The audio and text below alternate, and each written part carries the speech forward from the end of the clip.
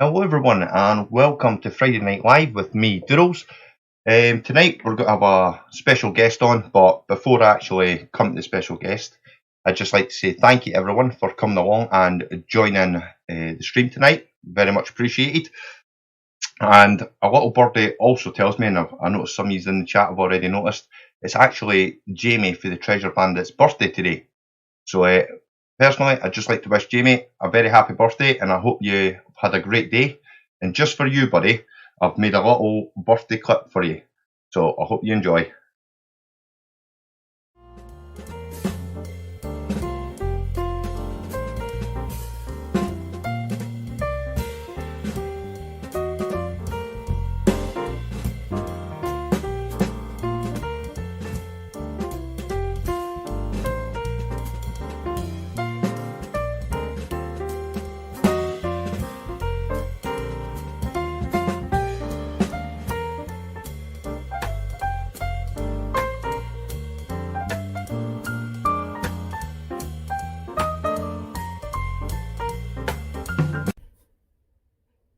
Hello, how we doing?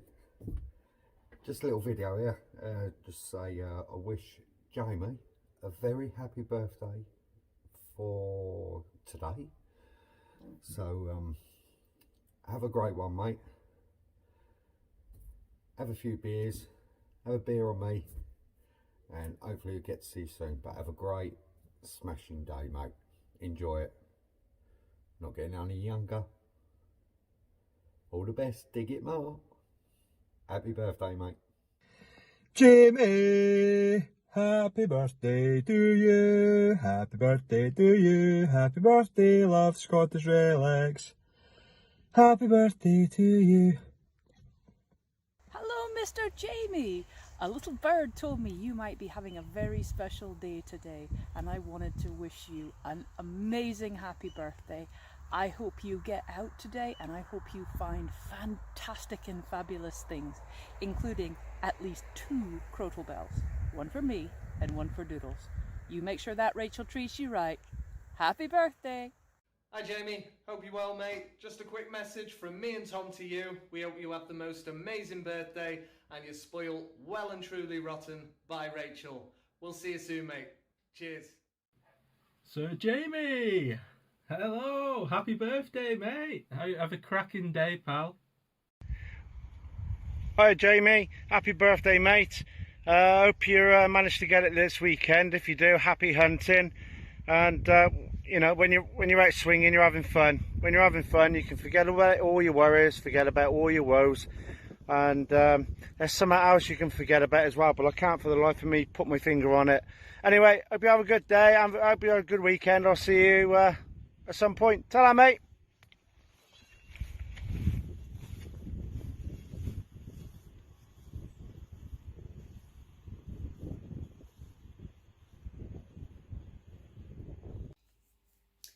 Hi Jamie, just this little message to say very happy birthday for your 46th birthday, you old man.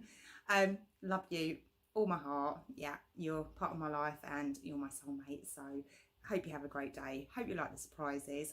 Just got one more surprise for you. You are today's special guest on Paul's Live, so get ready, you're on.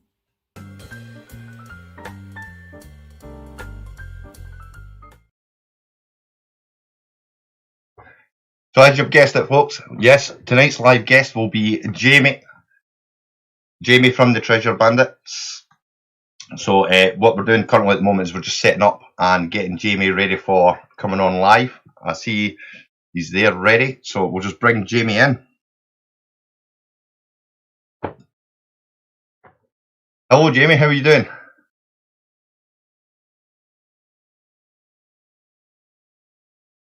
His volume's away.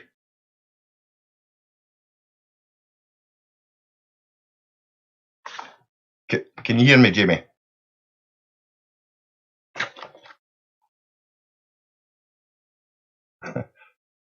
We're having a wee bit.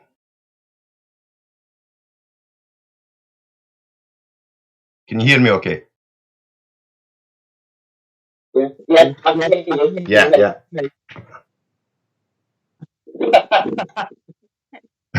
Technical. How are we doing, Jamie? Happy birthday, by the way, buddy. I'm shocked. I'm really, really shocked. Oh my god, you put tears into my eyes. I tell you, I can't believe this. I can't believe you done this. Yeah, I mean, we've I'm so shocked. been planning this all week. No. Yeah. Well, you work out little surprises, but this one I was just out of the blue. I had no idea what was going on. Yeah. So, welcome to Doodles Friday Night Live, buddy. Yeah. I've been wanting to get you on for ages anyway, so it was a good opportunity on your birthday. I was wondering why she got me this shirt out and everything. Yeah. You go out, do your hair. I'm like, why? Yeah, shoot. Oh my god. Oh yeah, we'll give you a wee bit a wee second to get over the shock. Actually being on Friday Night Live. I'm prepared to be out now. It's all good. Anyway, so how has your day been? Have you been at work or have you taken the day off work for your birthday? Yeah. No, this is actually the first year for 15 years working for.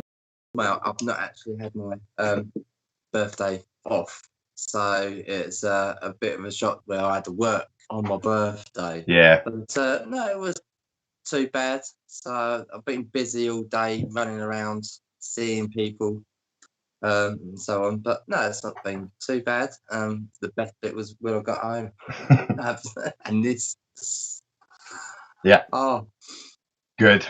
Anyway, so let's get started, Jimmy. What I'll say as well is to everybody as well. I done a 500 sub giveaway. When was it? Sunday. I done it. I would just like to say a massive thank you to Big Dove. If you haven't checked him out, please go and check him out. Great channel. Who's actually told me to redraw or give away his prize, the first prize, which was the goodie bag. So we've got that one to give away tonight. Also, as well, we've also got a hoodie and a t-shirt as well, extra large. So they'll be the prizes up for grabs, but we'll do that later on after we've had a wee chat with Jamie. I can't enter it. But I'm gonna miss out. no, you'll be fine. Rachel's on the chat, so Rachel will be able to enter. Right. So obviously, you've been detecting quite a while, Jamie, haven't you? Quite a numerous amount of years, on and off. So, do you want to tell everybody how long you've actually been detecting? Well, I followed my father's footsteps, really. He started when I was about 6 years old. So I started really young with my dad, and then you go through the teenage years where you're not interested, it's all clubbing and all that. And then got back into it in my 30s, and just been off and on doing it since, really, learning through my old man all about metal detecting. Nice. So you've got quite a wealthy knowledge and experience then in actually detecting. Yeah. Good. I just can't find a Croton bell though. Yeah, I can't find the Croton bells either. They keep eluding me. But who knows? We might find one this year, Jamie. We might find it. That'll be a big thumbnail, definitely on YouTube. #1 bucket lister found. See if we can get it animated with fireworks and stuff. But anyway, so your YouTube channel's been going quite a while, the Treasure Bandits. But before it was the Treasure Bandits, it was the Treasure Bandit. It was started with the Treasure Bandit. Yeah. And it started over it's about 18 months now. And I started in January the year before. Yeah. And Rachel came on board in June, so we decided to change. I think was it after we went to Festival, we changed it to Treasure Bandits. Somewhere around that time, we changed it to Treasure Bandits, knowing that she was going to get into it. So yes. Nice, I like it. So when your first videos or when you started the hobby, before we talk about your first video actually, when you started the hobby, what detector did you start off with, and how many have you had, and what have you got presently? Well, when I started the YouTube channel, my dad lent me his an old whites detector. That I don't think they actually do them anymore. And I had that on loan because I was borrowing it from him until I actually sorted out my own detector. And I think I had that for just over a year. So I was doing some detecting before I actually started YouTube.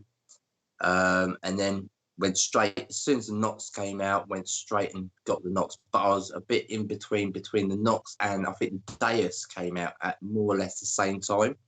So I was umming and erring which one to go for, but decided on money wise, we went for the Knox plus was being was that the DSORX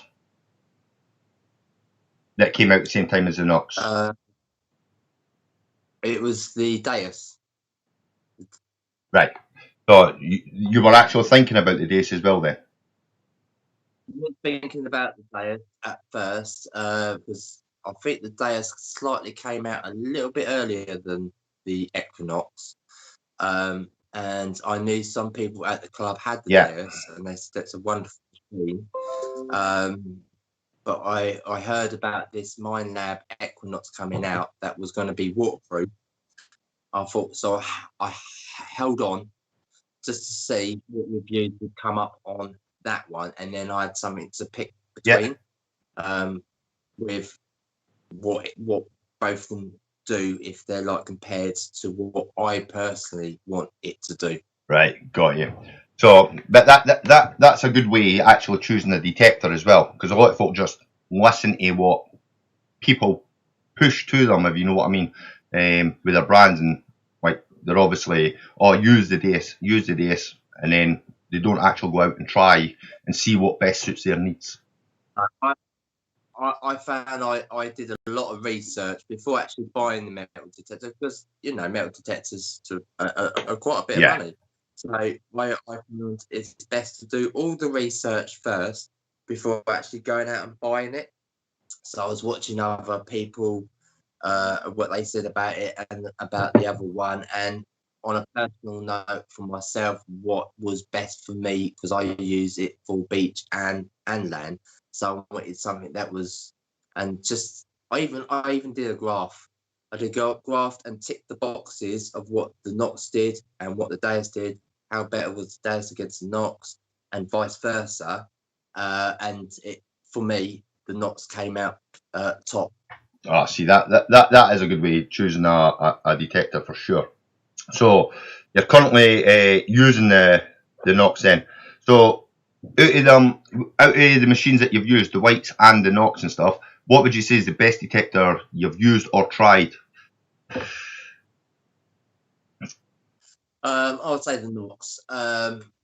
The whites was the whites did me proud. I used the whites when they did a group dig on a farm, and they finished doing that field, and I said to Dad, my dad said, "Oh, you can have the farm, it's yours," because it's their neighbours.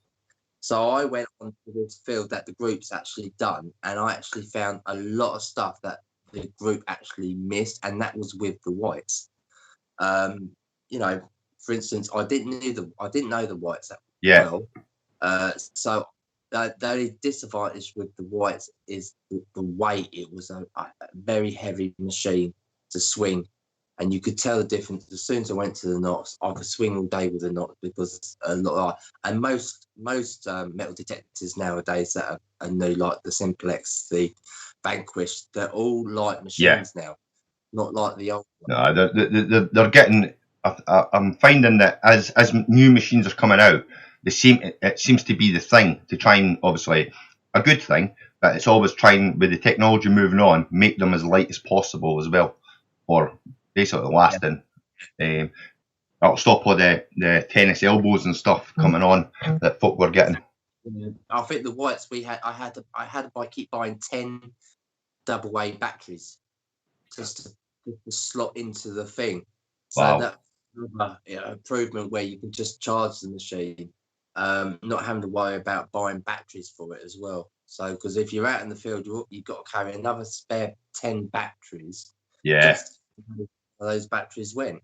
Yeah, well, that's well, also as we know with the what machines, the Garrett Apex, that's just come out and they're starting to make their shall we say, their beginner machines rechargeable.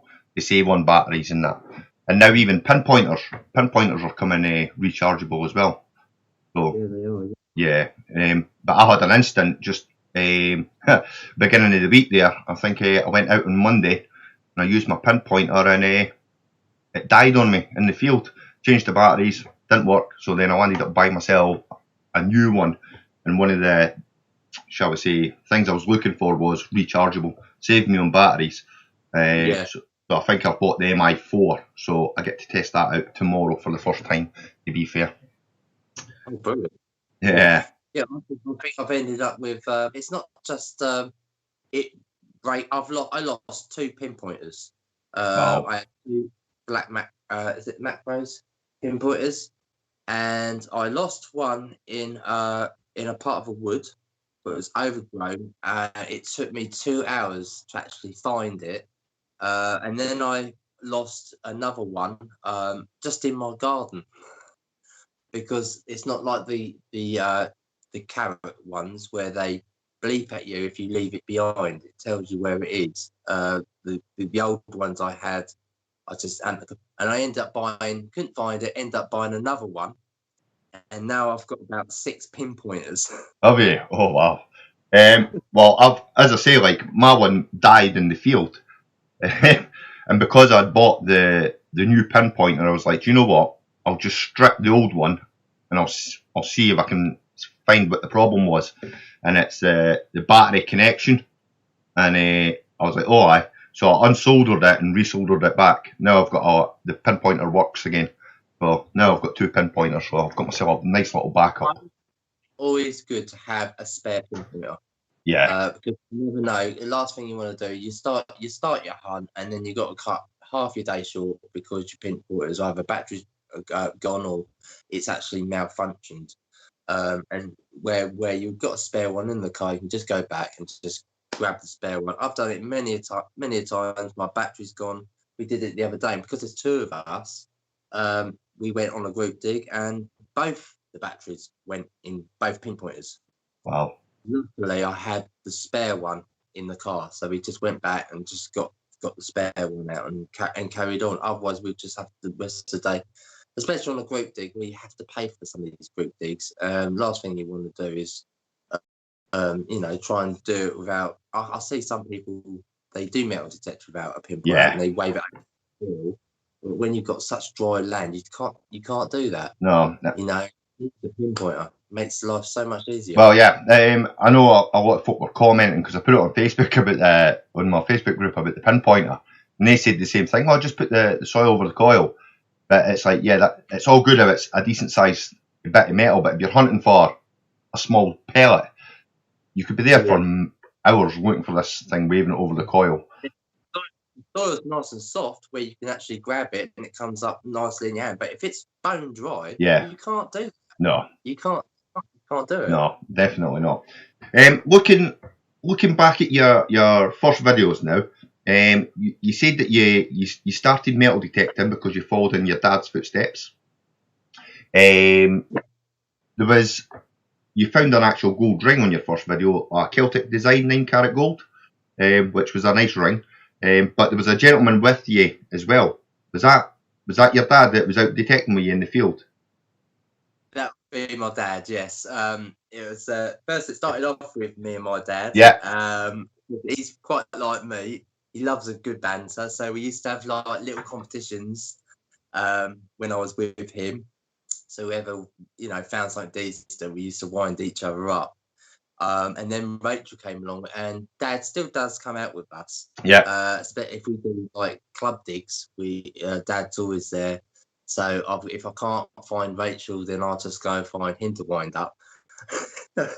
And Rachel does get a little bit annoyed with me when I start shouting something good out. Nice. So then I have to go man. Yeah. So when you metal detect, do you enjoy the company when you metal detect? As in, obviously you detected with your dad, and now you detected with Rachel, or do you prefer going on your own sometimes just for a little break, or do you like the company when you're out detecting? I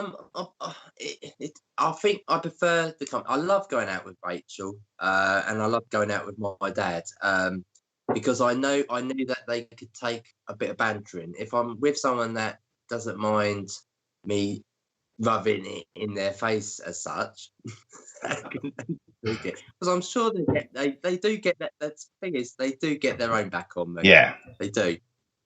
So I'll say I have been on my own. It's nice, it's peaceful, but when you find something good, you want to share it. Yeah. No one about you can't rub it in their face or anything. So you just go, oh wow. I've been out sometimes when my dad's been sitting in the house because his house was right next to the farm. I've had to ring him and tell him what I found. Nice. And then he's down there with me. Yeah. So it does. Just for you saying that you're a bit of you like to rub it in the faces of your dad and Rachel. How does that affect your relationship with Rachel? Because I can imagine it doesn't end on the field. It's when you get home as well. Have you seen this? Have you seen it? It all depends. The thing is, I get to the stage, if I found something really good and I know she's absolutely found nothing, I'm very nervous about going up to her and saying, look, I found this. I try to hold back until I know she's found something decent. Yeah. For me to go up, well, I found this. I could have imagined that with the bag seals. Look, I found the bag seal. I know Rachel was after it for ages. She tells me to sod off. Oh. I don't know. That's what I get from Rachel. So most of the time, I try and hold back. There was a couple of times on the recent videos where I've held back, and I thought, no, I'll probably say it in the camera. I'll say, I've just found this, but I'm not going to go and tell Rachel yet until she's actually found something. Then I can go, yeah, and I found this. Yeah. So, but when we get home, she's usually quite happy to what she's found. By the end of the day, she's found something that she can either do some research on or actually go, oh wow, you know, I've beaten Jay. And lately she's got so good, and I'll keep kicking myself, thinking I wish I didn't teach her everything because she's beating me now. Yeah. Oh dear. What was I going to say as well? Yeah. So we talked about your dad. With your fines as well, and talking about Rachel, when you look at your fines, what would you? Oh, you've got glasses on now. What was I going to say? Right. So looking at your fines as well, what would you say? Not necessarily your best find at the moment. We'll talk about your best find. What would you say is your most memorable? Oh, it has to be the my first gold coin that I found with the White's metal detector.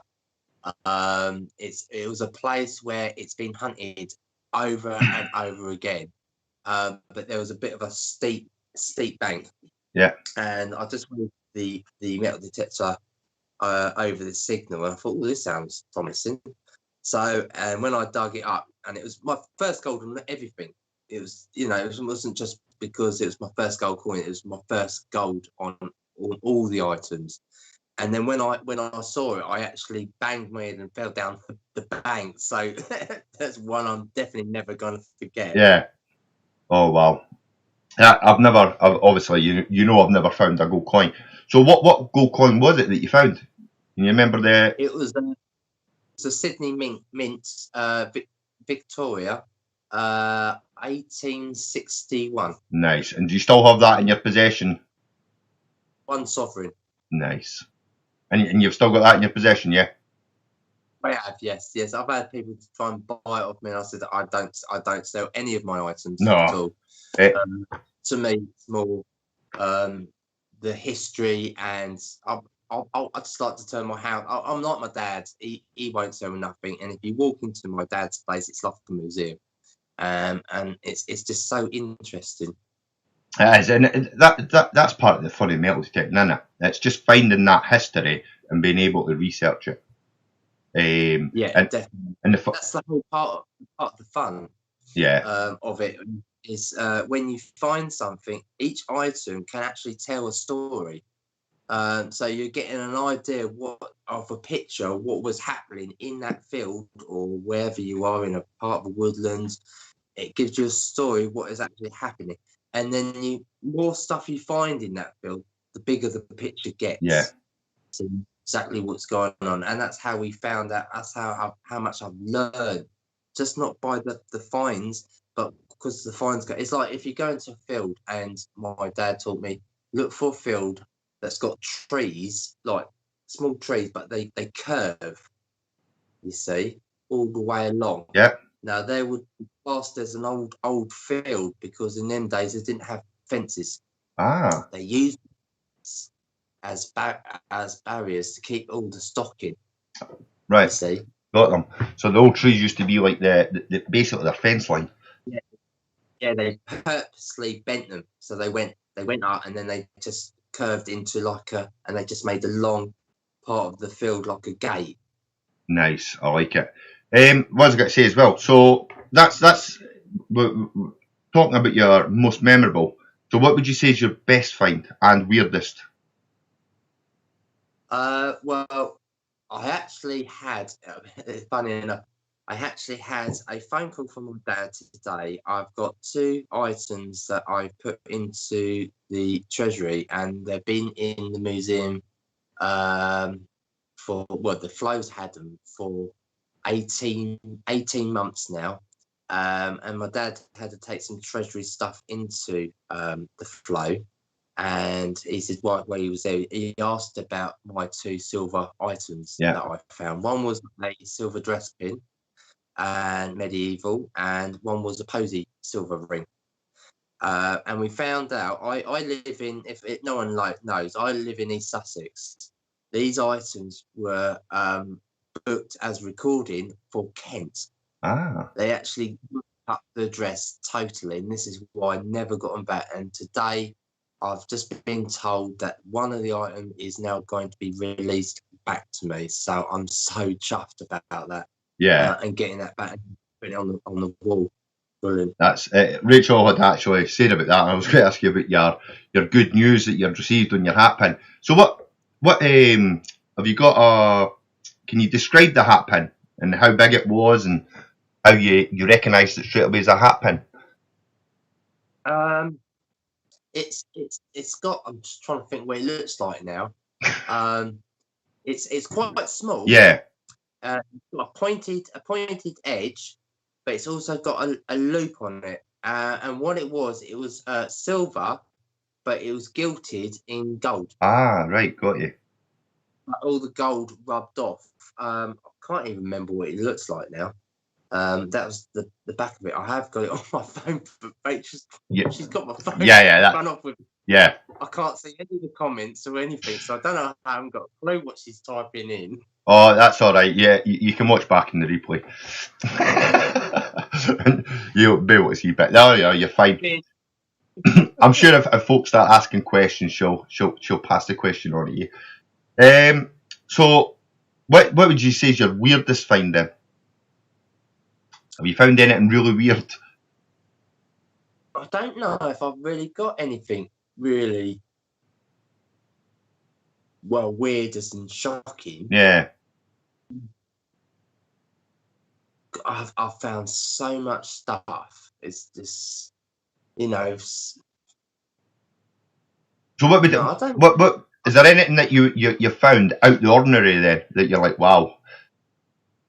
Do you think? I think probably the weirdest one, actually, thinking about it now, was that eye ring.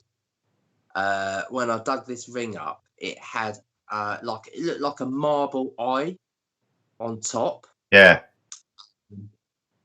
And I thought, why would anyone wear a ring with an eye eye looking at you. I thought that's really weird, and I actually did some research on it, and it actually worked out to be it's to warn off spirits. So it's a more of a spiritual ring. Yeah. So that was quite freaky. Yeah. Fine. Nice. I'm just looking in the chat there. Laurie, with 3 Tones of the Truth and the Simplex Guru, she's got both channels. She's asking a question: is your detecting club anything like the one out the Detectorists, the series? Because obviously she doesn't know, because in Scotland she's not found one where she is. So what's that Is your detecting club that you attend, is it like the series The Detectorists? So what you see on the series The Detectorists, is it like that? All your meetings and yeah, quite. There are old people. The club that I joined to, that we've now got a lot of young people in. We actually, I don't know if she's online because I can't see the comments, but Eastbourne Treasure Finders. Yeah. My dad actually bumped into her a couple of weeks down on the beach, and he's invited her to the club. Nice. So I said, I know exactly who that is. That's Becky. So hopefully she's going to come, because we're reopening our club back on this Monday for the first time since the lockdown. Yeah. But usually what we do at the club, we do a lot of competitions. I've got trophies. I've got 2. I'll get them in a bit. I've got 2 trophies at the moment. There's 3. And there's ones where each month you put your best finds in. Yeah. Exactly like the video, the Detectorists. They put the best finds in, and then you get voted. And then they do a scoreboard over the year, and then you could win a large trophy. Yeah. My trophies. You almost won one last year, didn't you? Because you were in the running. Because I remember when your not your live videos, but it was like your Saturday video where you would sit on the couch and you were talking about, or you were in the running for, or nominated for one of the trophies. Sorry, she's putting me off. Stop it. She's mucking about me on the camera. Yeah, I've got 2 trophies. I've got the Tetris of the year, and I got the showcase trophy. And then there's one that my dad won this year, was the find of the year. Yeah. So we usually hand them back in at the end of the year, but because of the lockdown, it looks like I'll be holding on to them for another year, continuing. But we get little trophies, all sorts of things like that. It's just a nice community that we've got at the club. Yeah. And they do a lot of talks about archaeology, what their plans are, where they're going to find some digs, and they also do festivals where they have a tent and they offer the services to farmers and all that to get some more land. Yeah, no, that's decent. So it's quite good that your club actually does that. It's like you say, it's that little bit of fun and socialising. That's the word, socialising. With everybody, and that little competitive edge between your club members it defines. So do you think you'll be putting your silver pin in for a find of the year? I can put that in, because the posy ring I found that went to the treasury, I already put that into the competition before I sent it off, because you've got 14 days before you can send it off. Yeah. So I put that one, but the dress pin I sent off to the flow straight away. Okay. By the rules of the club is that once you get it back, you can put it into any month of the year as part of the competition. So I will be doing that if the competitions are going to happen. They might not, because we're already the 7th month into the year. Yeah. You might have like a 6 month about half yearly best find. Well, I don't want them to do it this year because I still get to keep the shoes. Oh, that's it. You just want to keep that on display now, don't you? So everybody comes in. Look. Yeah. Do you? But they put the year on, and they put your name on. So I've always looking on them, see how many years my dad's won it. Yeah. So at the moment, he's trying to beat me, old man. All right. How many times has your dad won it? Oh, I'm not sure. 2 sets. I'll quickly go grab. I'll go have a look. Nice. If you have any questions for Jamie, just obviously have you tag the treasure bandits in it, and Rachel will obviously pick up the questions, and if I catch it, I'll pick it up as well. Right.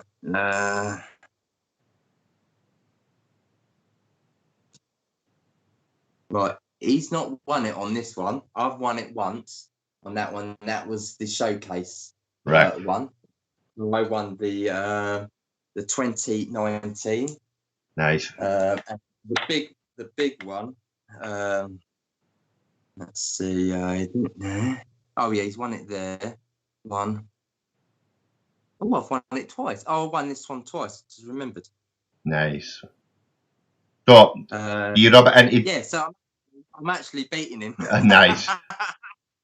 do you rub it into Rachel as well? Oh, look, I've got the Tetris of the year. She well, you started in June, so she hasn't really entered her finds into. You entered. Tell him.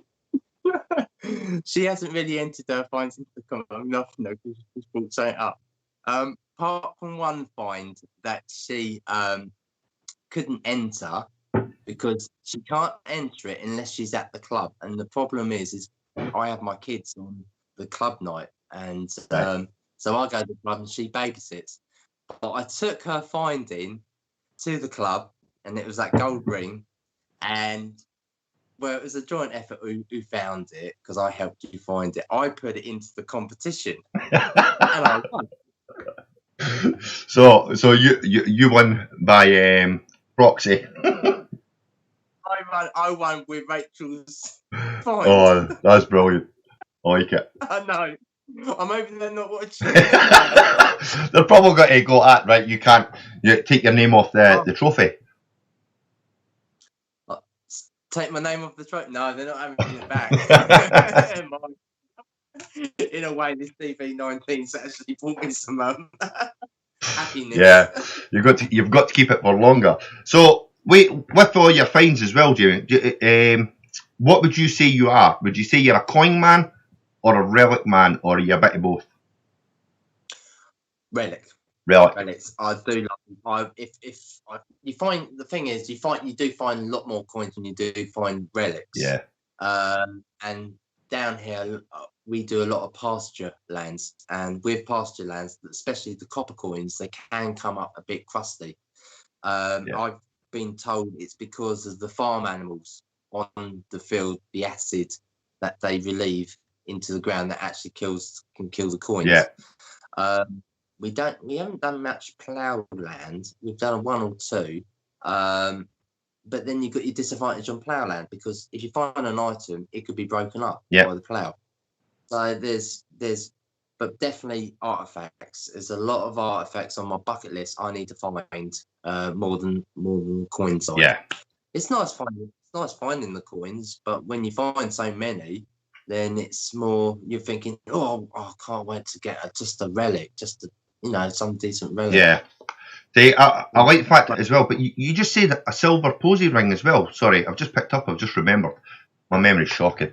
But you said a silver posy ring. Is that right? Yes. Ah. Yes. Medieval one. Yeah. Are they rare? Because I've heard of the gold posy rings, but I've not really heard of the silver ones coming up. So are they found quite often, or?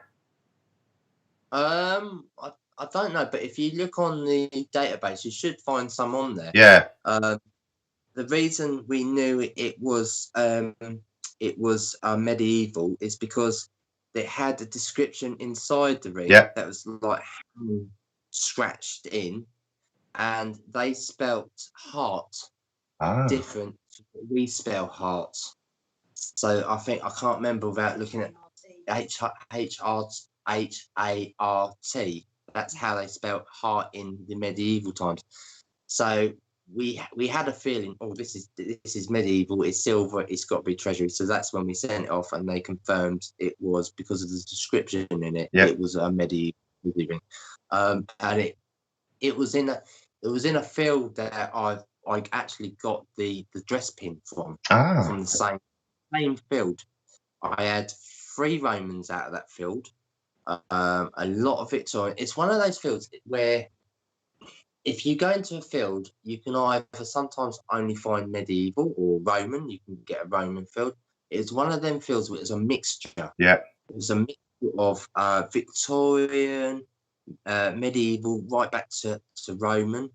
And what we found is, when we did more research on the field, that it was a crossroad. Right. So it was an old Roman road, and then they built on top of it another crossroad. Yeah. In say a lot of different eras, I should say, of finds. Yeah.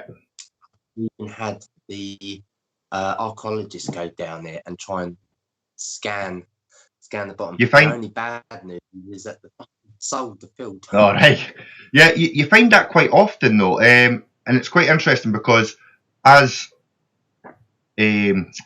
brought through the times from the Romans, the Roman roads were actually, fair play to them, were actually built quite well. And then through the times, as times moved on, after the Romans left Britain, we still continued to use the Roman roads as trade routes, and that's where it's top of them. But they still use them. They still use them roads. Yeah. What we call them, Roman corridors. Yeah, and so anything where they could have sanctuaries on either side of the road further down. Yeah. And it's finding where those Roman roads actually led to. Yeah. Because we lost a Roman road as we were searching for it, because it came to a hill. Now the Romans wouldn't go up and over. It's too much hard work for them. They would have gone round it.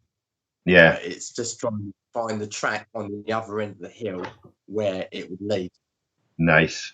What was I going to say as well? With the, hold on.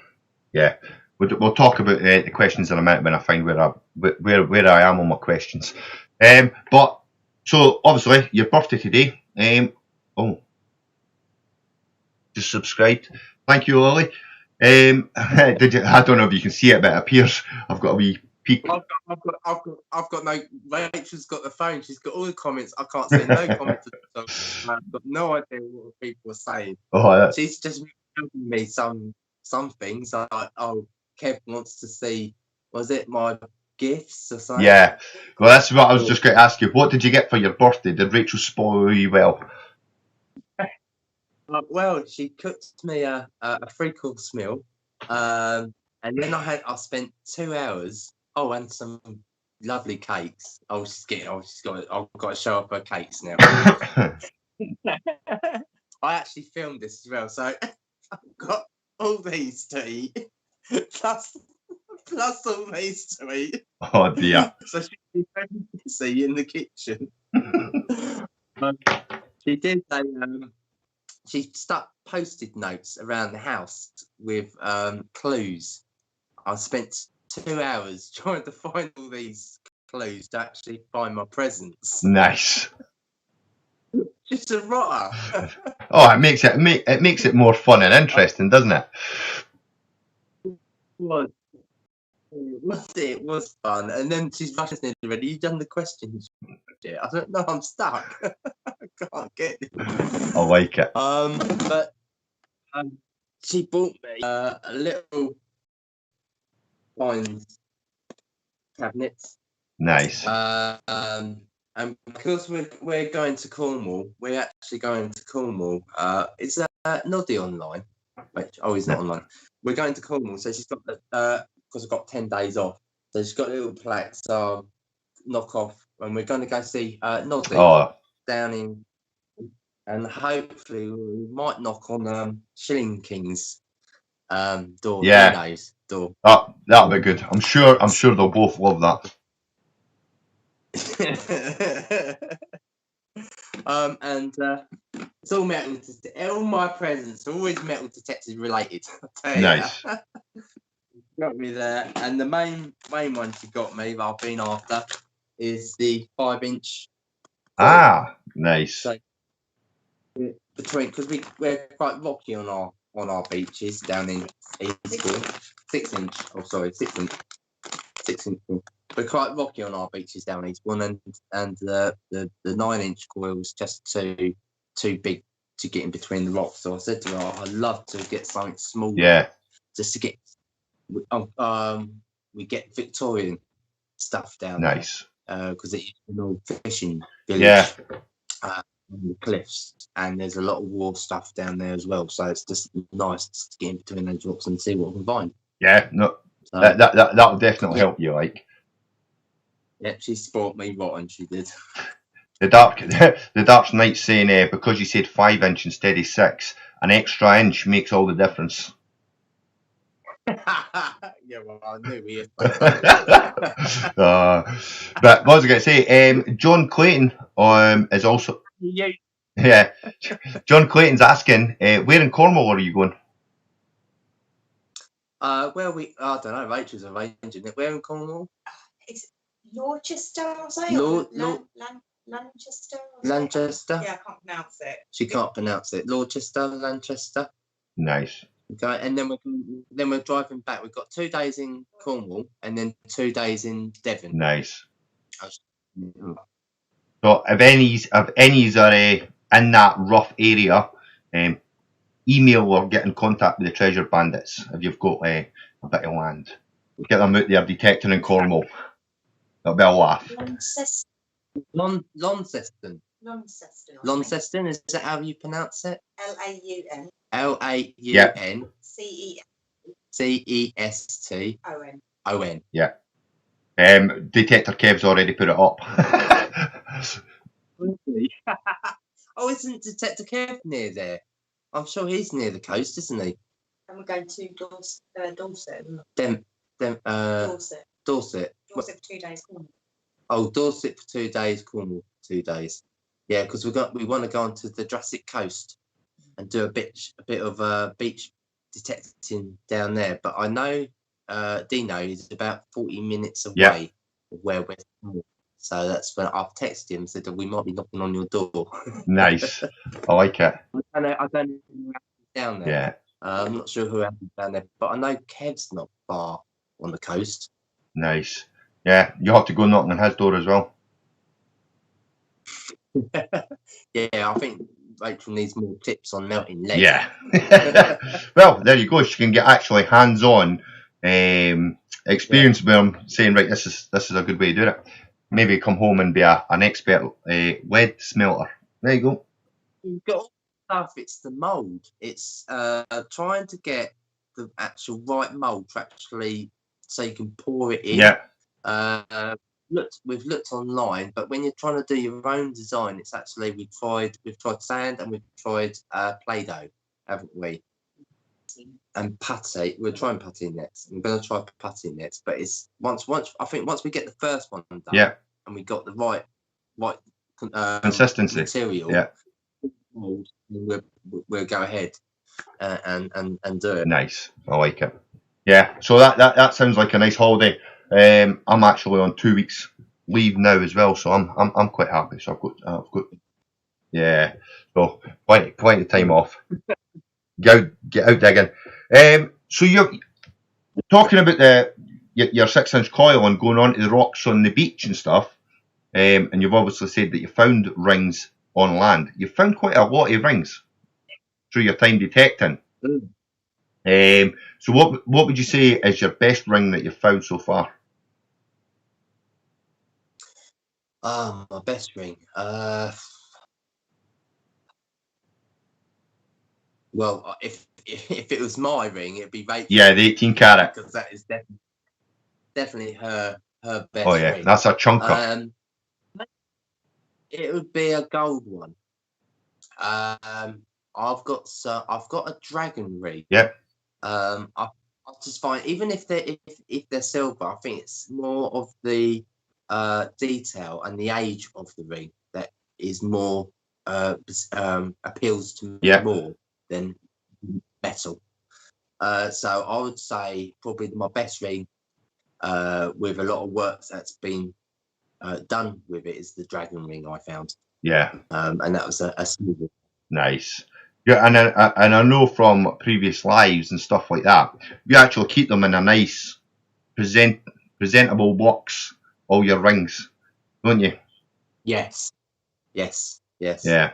I'm gonna fill it up. What happened? I could have filled it up by now, but I was trying to save some money up, and so what I usually do is keep my rings for a year, just in case anyone comes along claims for a recent loss of a ring, then I've still got it.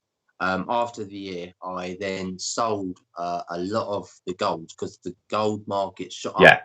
And I thought, oh, I don't really want to miss this opportunity. If the market of gold shot up, I'll cash a lot in. And one of them was a bracelet, a 22 karat gold bracelet I actually found in the Isle of Wight. Nice. I'm just. And that was a couple £100. I'm just noticing a comment for Kev, Detector Kev, and I mentioned about the rings, and he's like, your most favourite ring, and he's it's the ring that you're going to get down on his knee for. Yeah, well, there's been a lot of talk about that for quite some time now. Oh, so is it going to happen? I can't say too much because Rachel's sitting in the Yeah. room with me. Not saying that it's off the table. It could happen. Rachel's blushing right might. now, by the way, just to let you know. She wants me to do it. And I keep coming up with excuses and that, saying, the CV19's come along, and but I'm very old school, very romantic. If I'm going to propose to someone, I want to do it properly. Yeah. I want to make it special. They're not going to forget. And at the moment, until I feel that special moment's here, it's going to stay on the table just that little bit longer because I don't want to give anything away. No. Because I know all you people want a YouTube wedding, so you can all come down. And a YouTube proposal. Yes, I will film it. It will be filmed. Good. It will be filmed. No, I've said it on live. I can't back out that. No. Yeah, I don't even me or Rachel. That's good. That'll make that'll put your views straight through the roof. Metal detecting proposal. Ready. Yeah. You could do it in a hole and get Rachel to go over the hole. Don't. It all depends. I can either save up the money for the ring, or I can actually go and find one. Yeah. So it depends what comes first. Yeah, a non-claimed ring. Something borrowed. Yeah, exactly. Yeah, I've hit 2 birds with one stone. Yeah. Yeah, we've been together for 6 years now. So yeah, I'm getting pressured not just by her. Well, she doesn't really pressure me, but I think her parents pressure me more than she does. Her dad even wrote a letter, an A4 letter about we should get married. Oh well, that's it. You're getting the family pressure now. Yeah, no, I'm getting the family pressure now. Yeah. I like it. So we'll change the subject slightly. Back to your fines though, just so we didn't talk all night and get Rachel all excited. Where are your fines? What do you actually do with them then, Jamie? Do you put them all on display around about the house, or do you put them in boxes? I do. So I've got a lot still in boxes because you know how it is. You get too many, and you can't just get everything in frames, and you go back to it. That's why she's bought me more cases because I've got cardboard boxes full of stuff. The most things that I know that are a relic or something really old, and it's got history behind it, I put straight into a frame. Yeah. And I've got about 6 or 7 frames dotting around the house at the moment. But that's what I love. At first, before she came a metal detectorist, she only gave me the stairway. Yeah. And that was it. We stick all my bag seals actually on the wooden part of the stairway. Right. So when you come downstairs, you can see all these bag seals and tokens. And she started, I've got the stairs, she's got the lounge. So she's got the better room. She's got all the tokens and bag seals around the fireplace. Yeah. So I'm just laughing. Before we'll continue with this one in a minute, but I'm just laughing at Detector Kev. He's actually, if I find the comment, because he's actually going for, oh, that was it. He's going for a shower now, so he's going to leave the chat. So thank you very much, Detector Kev, for popping in, and enjoy your night, because he's saying that he's getting lucky tonight. Who's lucky night? That's why he's going. Oh, is this lucky night? What, the missus? Yeah. Oh, is it? Oh, Rachel filled me in because I can't see the comments. Yeah. So I'm hoping it's my lucky night as well. Well, West is our favourite I've ever done talking photo bills.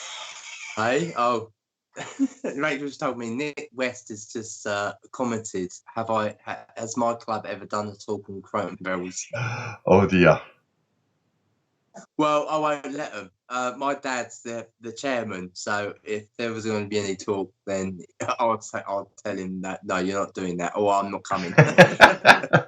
Yeah. It's a big thing on the Croton bell. Yeah. Isn't it? It's a massive thing. Yeah. But you understand, Paul, what it's like when you see so many people on YouTube, on Facebook, putting up their Croton bells, and you know very well it's like, I haven't got one. I need. Why are you rubbing it in? Well, don't get me wrong. To be fair, if there was a talk on Croton bells, I think I would actually be quite interested in it, because it's my number one bucket lister. I said I'd be quite interested to see and learn a little bit more on them. Like, definitely. Yeah. Who knows? I might have to take the box that he's got on display home with me, but I still learned a little bit about them. Yeah. You know what I mean? Yeah, you do learn more. Yeah, definitely. Yeah. Just hope if you ever find a Croton bell, it'd be they do gold No, ones. They do silver. I think they do silver. If I found the silver one and it'd be my first one, I'll be chuffed. Yeah. I'll say so. I'll plant that everywhere, all over Facebook. I'll be going, at last, I've got one. Finally. Yeah. Sorry. I put soy, Paul. Yeah.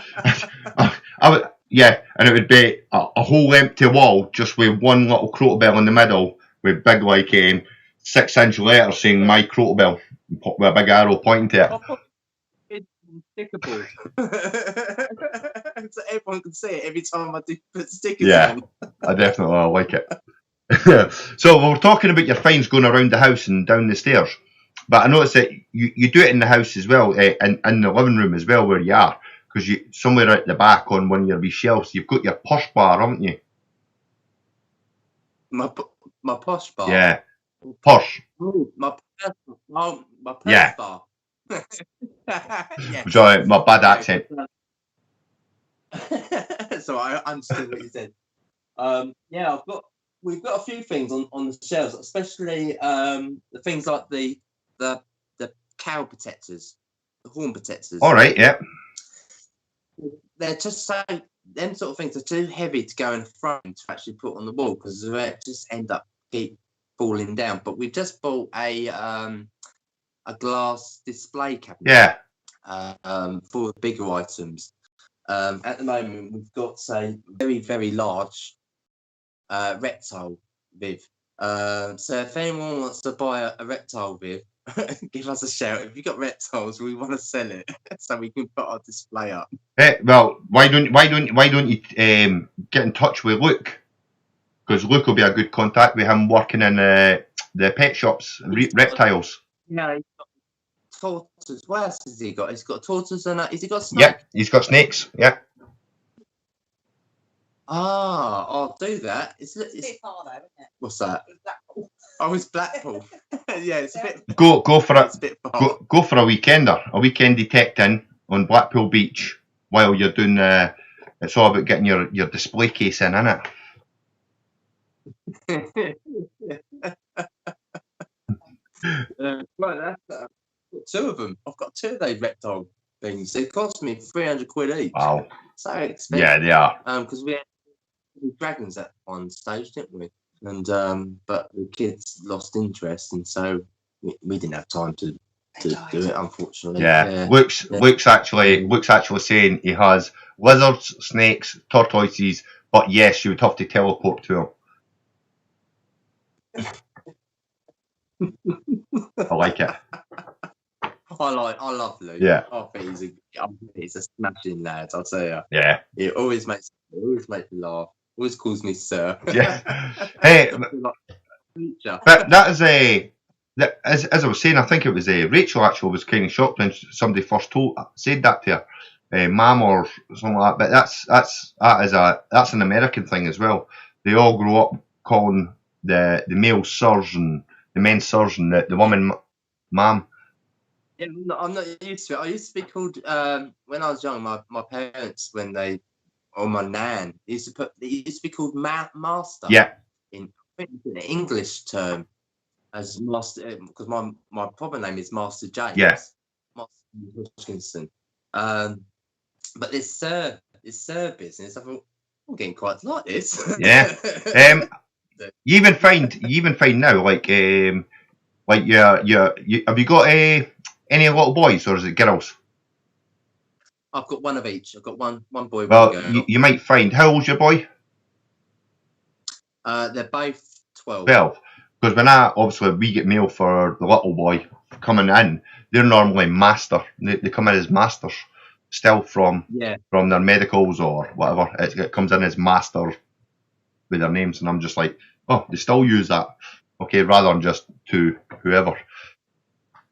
Yeah, I call my boy sometimes Master Oliver if I'm writing a letter or anything to him, or I call him Master, and yeah, that's my little boy. Jamie, I just call her JJ because it's quite confusing, especially when she's here and she's staying, and Rachel saying Jamie. I don't know who she's talking about. I'll let you read Rachel's comment about in the replay at this precise moment. But yeah. I don't know why she's commenting. Why don't you just say it to me? It's funny. That's good. I've just noticed as well. I've just noticed as well, Jamie. We've been streaming for just over an hour. We're at an hour 10. So what I'm going to do is we'll just have a small interval, and I'll play the break, so you can nip out and have a quick smoke. Yeah. But yeah, but that's not a problem. But obviously, at the end of the live stream as well, as I say, we'll have a small giveaway to do as well. But I'm just going to play a small break. Everybody check the channels out. If anybody has a small channel promotion, please email me. My email's just here. And send me your clip. And yeah, I'll get added into the interval break. Anyway, enjoy, and I'll catch you back in a few minutes.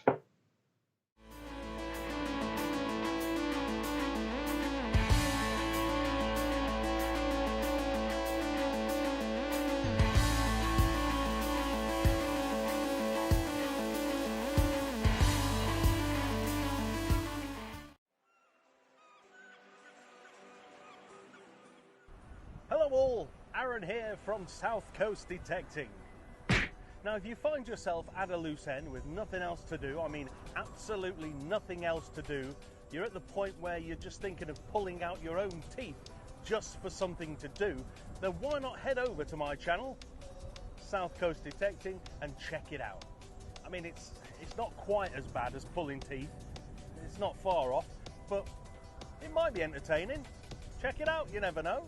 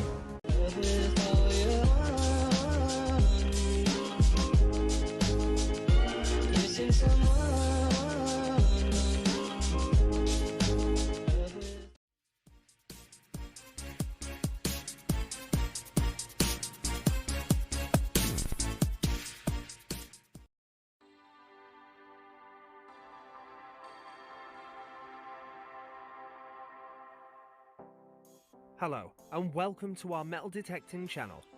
Join us on our adventures as we attempt to find some of Britain's lost hidden treasures. We have managed to secure some absolutely breathtaking land and permissions throughout the UK. We are history fanatics, we are always ready. We are Dave and Tom, we are the Detectives. Phil Griff, El Campo Detectorist here. If it's for you, come and join me on the Costa Blanca, out on the beaches, even up in the mountains. Got some cracking videos to go through. Just pop over to my channel, El Campo Detectorist. If you like, thumbs up, like and subscribe.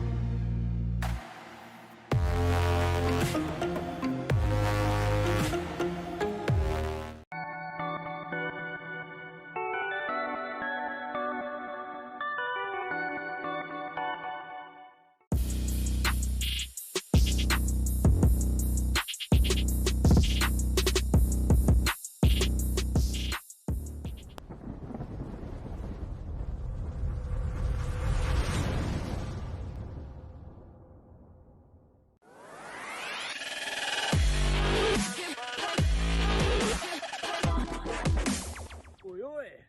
Thanks for coming, nice to see you. Name's Phil, Southeast Detecting. If you want to come and join me, have a look at my channel. I use the Simplex, boom. Loads of finds. I found Viking, Roman, come and check me out. Have a look at my channel, hit that subscribe button, hit that bell. Come and join me on my adventures, digging around the English countryside, looking for Britain's lost history. Southeast Detecting, be there. Southeast Detective Productions.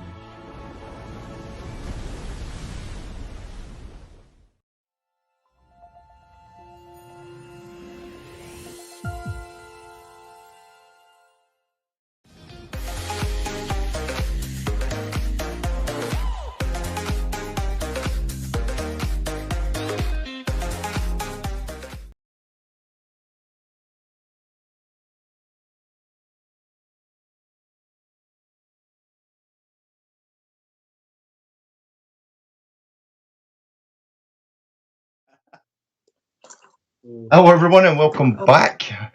Jamie's just topping up and refreshing his little birthday drink there. How are we doing, Jamie? Now Rachel set me up on the laptop so I can see the comments now, so no one can get away with what they're saying about me, about me seeing it now. Oh, no, nobody's saying anything too bad, honestly. It's all good, it's all good.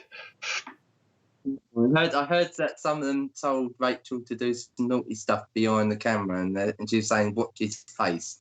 That was a bit hard. It's kind of like that TikTok, innit?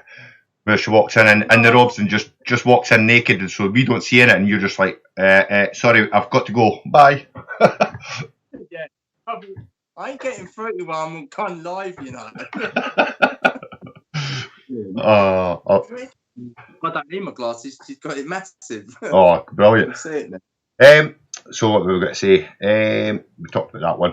So we'll just talk about a little bit about research and permissions when you obtain permissions and stuff. Do you research before or after you've actually obtained the permission? And what kind of research do you do? I'll do the research before. Before. I use a LiDAR map side by side, and then I pick an area, because I always find that once I found some information about a field, I can actually approach the farmer with the information that I found, and that's a good way of getting actually the farmer interested in what's on these fields. So if you show him, say, look, I'm interested not in these fields, but I'm interested in this field because there's a Roman corridor coming through, you've got some shading on the radar, and we just thought, can we check this out? If there's anything there, it's like the farmer that we're going to this Sunday is actually a club farm. We're actually I actually bought him a display case to actually put some finds that we found on there. So I'm going to go and see him and actually hand that to him before we go metal detecting. I've had Rachel cook the farmer's banana bread. Rachel's famous banana bread. It's like dangling the carrot in front of the farmer. You know he's gonna bite it. Yeah. and most of the time it works. Hey, whatever works. That's all you need. As long as you get permission, that's the best bit. So talking about permissions and research and stuff, on the research basis, you don't actually only do like going out with Rachel on the hobby side for yourself. You actually do quite a lot of archaeological and get involved in that side of things, don't you? Yes. We've actually got one team member of the archaeologists actually joined the club. So every time she gets a site, she calls us in because what they do is they're more interested in the stoneware. Yeah. And side of things, where we're more experts in metal side of things. So having a metal detecting club working alongside an archaeology in favour, because we can tell them what could be there before they even start digging. So we give them options. So if we find in things like bronze stuff, Roman bits and bobs, medieval stuff, if there's a lot of it there, we can say, right, this is an active field. There's this out here, and this is where they then come along. It saves them a lot of time as well. Yeah. You find with images, a metal detecting club or anything associated to them, when they take the soil off, they take quite a depth. So what they're doing is that they're removing all the history away. Yeah. And just to get to the stones where the history is in that, it's in a spoil heap. Yeah. And then that can be shipped. On some farms, we had a farm where he had a lot of soil brought in. It's filled with lumpy, and I think it used to be an old forest that got moved into and brought in all this soil come through. Now they sieve the soil for any large objects, large iron stuff like that, and then the rest of it they take to the farmer. It's always worthwhile actually history of that soil, where it's come from. Yeah. Because it could have medieval and somewhere else, and that's where sometimes you think, well, there's nothing on this field, and then suddenly you're getting hammer coin because it's not the soil it's actually filled in at that time. Yeah. It's brought in from somewhere else. It's also a good thing that people should do as well. Yeah. Breaking up slightly, I think they're saying. Slightly. I've gone blind again. Yeah. Okay. I'm not allowed to read the comments. Yeah. So that's actually quite interesting and a good thing to be involved in, is the archaeological things. So just for everybody watching that might not know how to do it, how do you get involved, or who do you see to actually get involved in this? What, the archaeologists? Yeah. What you find is that where there was a thing that came out last year that the flows, the person that organised the flows and the archaeologists, they said to sites that are going to be built on that before because these owners that own the sites, or the building company that's actually bought the site, has to pay the archaeologists no matter what. It's by law, they have to pay them. They also was going to bring a charge in where they would have to pay metal detectorists to actually go on there and search. We had one instance where we had a boot fair. The farmer was selling that boot fair site. Yep. It was right alongside a Roman corridor. So the archaeologists came in, they scanned the ground, and they couldn't find nothing because there's so much metal. There's so many coins. Being a boot fair, it was just covered in coins. So they paid. They were supposed to pay £100 per metal detectorist to go in there, clear all that metal out. See, so then the archaeologists would come in again, research the ground to see what's underneath it, because now they can see, because all the metal's been taken away, they can scan the ground and see if there was anything there. Then they could sell it. And that's but that got the payment of the metal detectors got abolished in the end, because what happened is that they were saying, right, there's a fixed fee for each metal detectorist to charge the landowner, but because there was other clubs involved, the other clubs were going, well, I'll do it for 50% cheaper. So that didn't work at all. And then you got, well, we'll come back and we said, we'll do it for nothing. Yeah. Because about the money. Also, being a club, we didn't want to turn it into a business. Yeah. By them charging, it's then you going down the lines of tax and VAT and all that. And we didn't want that. We said, no, we'll do it for nothing at the end of the day. That is quite good. And it's, as you say, it's about the history. It's not about the money. It's for us, it's the love of the hobby and getting out there and finding the history. So that is a decent thing to do, especially for your club as well. That boot fair is now sold to someone else. I don't know if they're going to build on it or whatever. It must have been about 30 metal detectors that went on it. £100 per metal detector. We found in coins. Yeah. On there. Rings, because it used to be a festival there as well. Rings, jewelry, and because it was so close to a Roman corridor, I pulled out the only Roman coin from it. Nice. So it was that. Now, if that didn't get done by metal detectorists and they went straight and built on it, that Roman coin would have been built on. Yeah, and gone. You see it again because it'd be all concrete. You just don't know. This is the problem with building nowadays. They try and build on land, killing everyone, and anything under that land is then lost. Yeah, I found a Henry III, one of my hammers that I've got in my collection, a Henry III. I found that they were basically it was going to be the new caravan part of the caravan site, and they allowed me to detect on it before they started building. So I managed to recover a hammered coin from it before it became, obviously, it's now caravan. You won't get to detect on it, but it's a caravan site now. But yeah, so I managed to recover a wee hammered coin from it, so I was quite happy. It just saved a part of history straight away. Especially if you find one or two Roman coins on a field, then it could be classed as just a Roman person just passing through the field.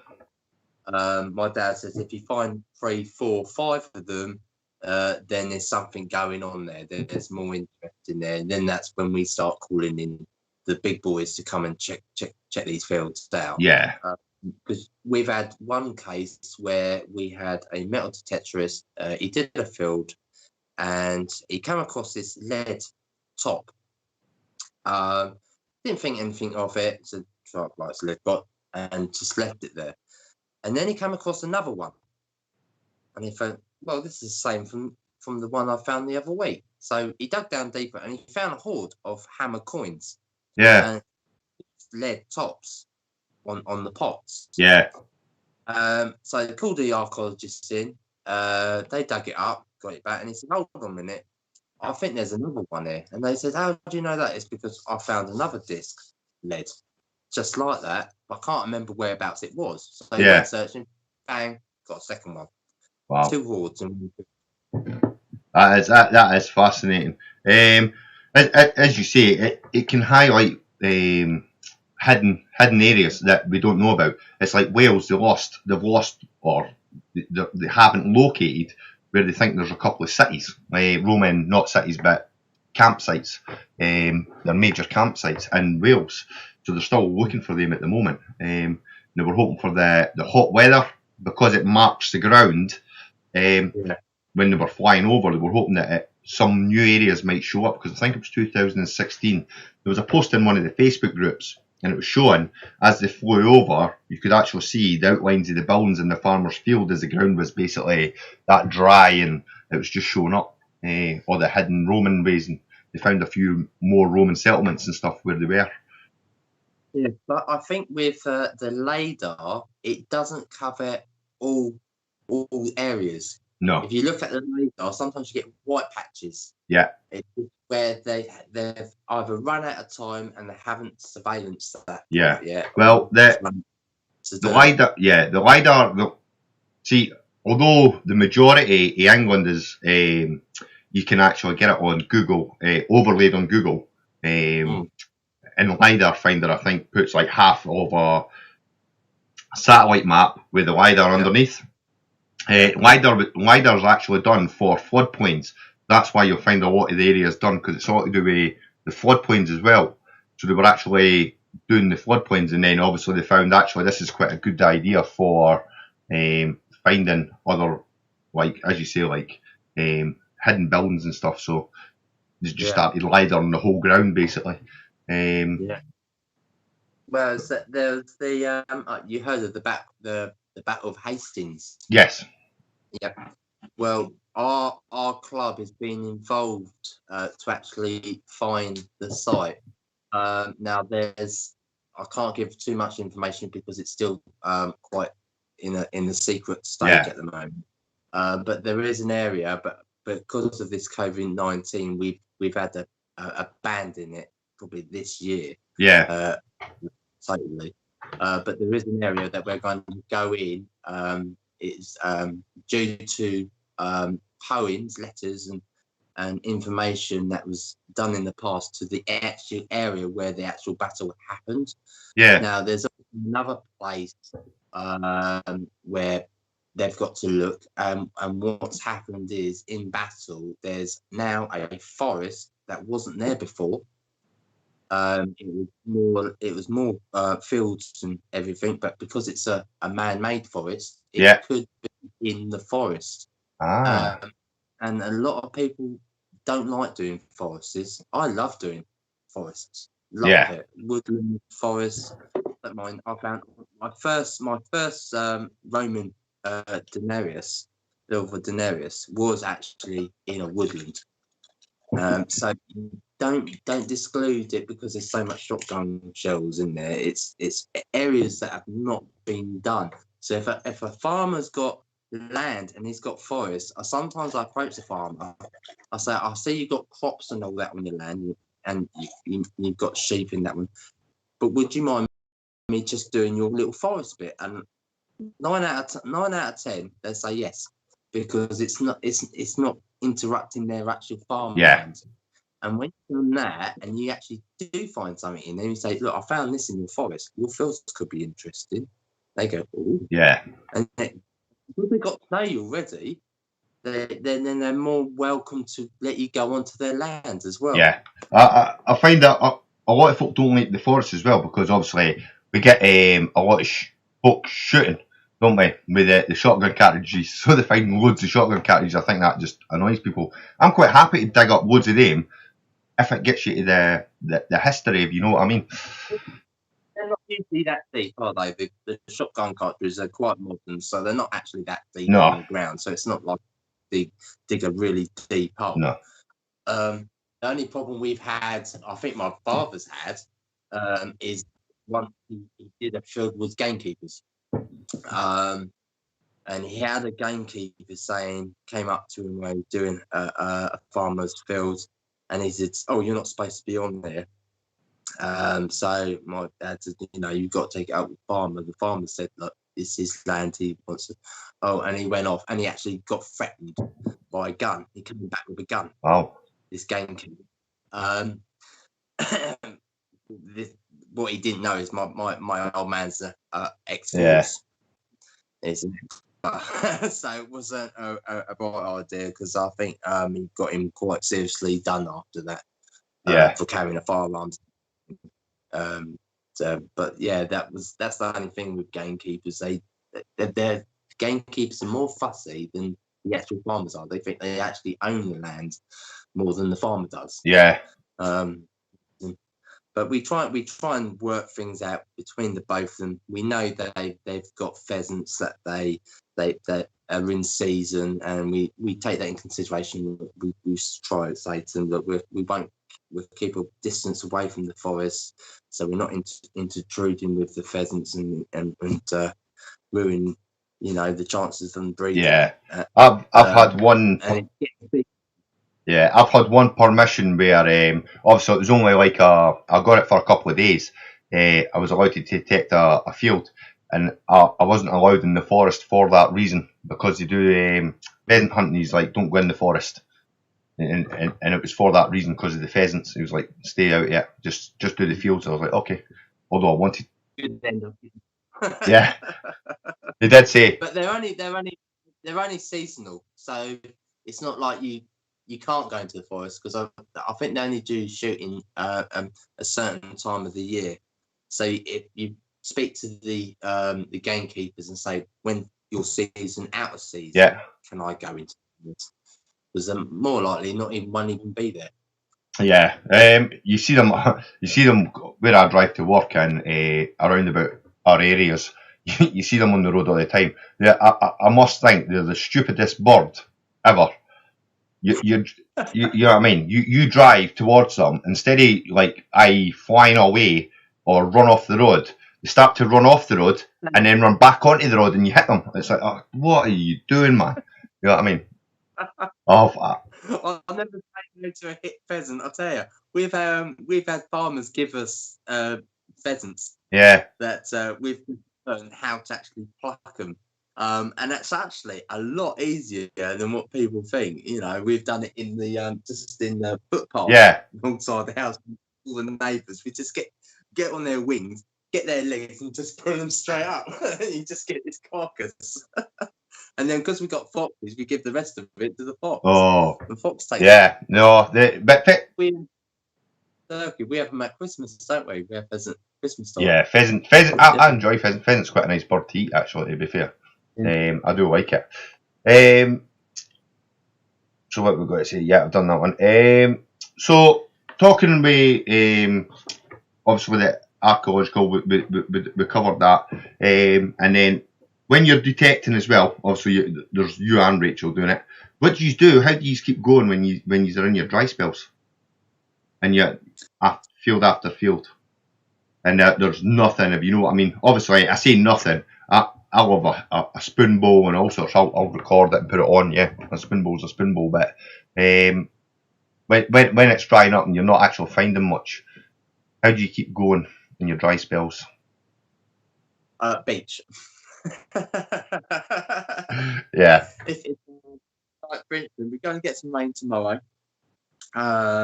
so we should be okay for doing the fields that we want to go to on Sunday. But we've had quite a bit of dry weather this year. We've got a new permission up in Crawley, and he was very keen to see us, and said, I don't really want to do it this weekend because the ground is just too hard. It's not just about causing damage to the farmer's ground, because you're trying to put the plug back in. Because when my dad's always taught me, when you put a plug back in and the ground's a little bit too dry, take some of the soil out and throw some of the soil, so the plug will go back in nicely. Yeah.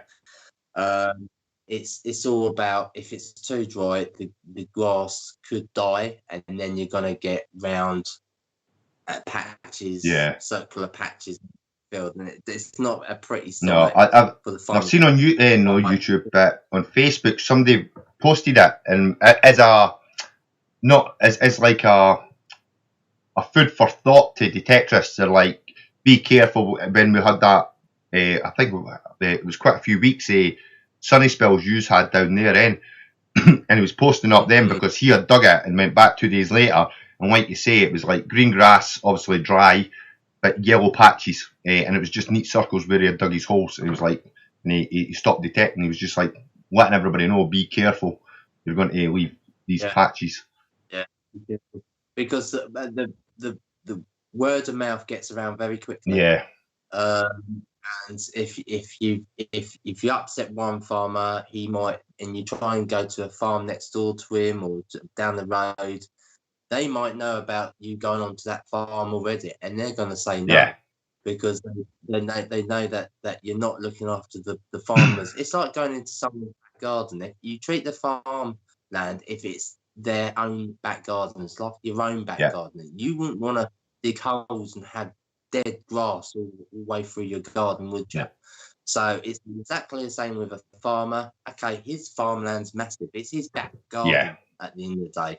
So you've got to respect him.